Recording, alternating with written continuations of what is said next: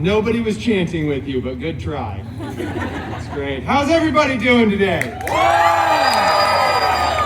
Good. Nobody actually answered. You all just yelled. This is awesome. All right. Well, is everybody excited for story time today? All right. Shout out your favorite story. Deadpool. Wow. Real original, everybody. Good job. Deadpool. We're at the Disneyland Resort, people. All right. Whatever. We're going to do the story that I want to do, because this is my show and all of you are not creative at all. This story is Cinderpool. No, stop. I'll give you all one more chance to do that right. Cinderpool! Yes! Much better. See, this is an interactive thing. You'll figure it out.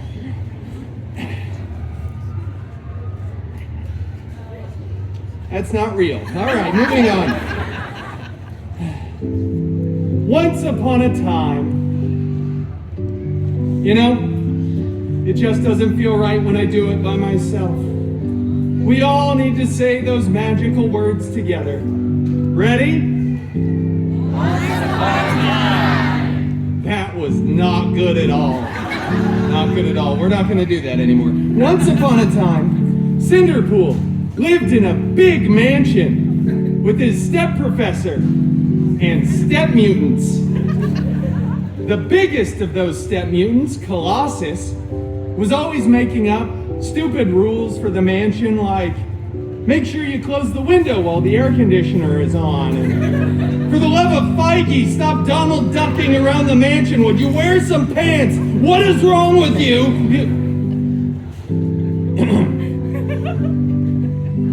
The other main step mutant, Negasonic Teenage Warhead,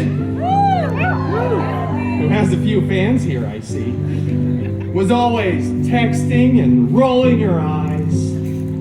She was so Gen Z. Both of these step mutants were very jealous of Cinderpool, because Cinderpool had a much, much larger fan base. That's right. You can cheer for that, you know. It's fine. No, it's too late. One day, an expendable and non-union extra went running in front of the mansion screaming King Thanos was going to have the biggest battle of Phase 3. Yeah, and as we all know, that was the last good phase. Oh, don't act like you don't know it.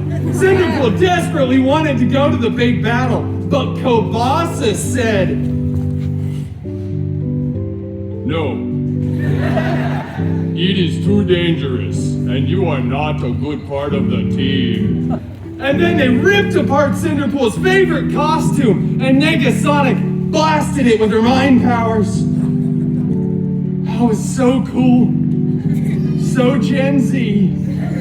So on fleek, no cap sigma. Cinderpool was distraught, vulnerable, and exposed. He ran out onto the mansion grounds, stumbling for dramatic effect. But then he looked up and saw, beginning to form, a magical golden sparkle circle. And out of that sparkle circle stepped Cinderpool's fairy hairy god mutant, Wolverina! Who will, of course, be performed by a much better looking actor, me.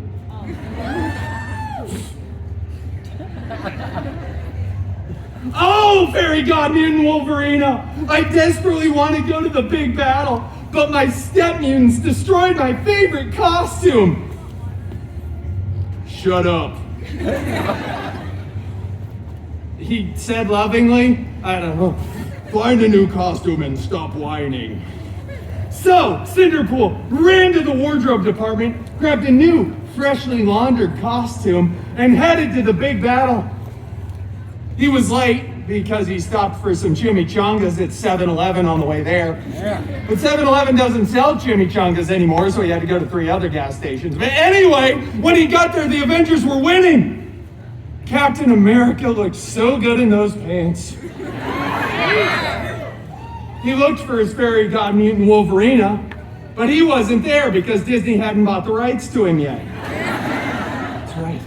As the aliens were running away, Cinderpool noticed on the stairs of the alien spaceship a single glove. Cinderpool went over and picked that glove up. It was beautiful, gold, encrusted with colorful jewels. There were 6 of them. I don't think that matters. Cinderpool said, "I wonder who this fits," and put it on.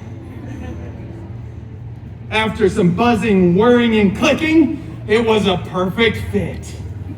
Tony Stark at that moment looks over and starts screaming, "No! Take that thing off!" All the other Avengers start running over yelling too, but you can't hear anything over Tony. "Please, I don't want to be Tony Stark anymore. I'm tired of this universe. If I have to come back again, I'll be doomed." Doomed.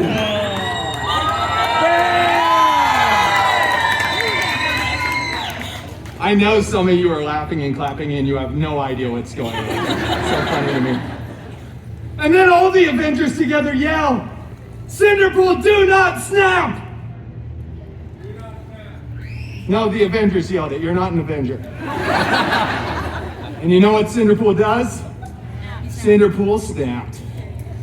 Both physically and mentally, Cinderpool does that all the time. Just kept snapping too. People were disappearing, reappearing. There were dogs falling out of the sky, people weeping. It was really expensive for the VFX department.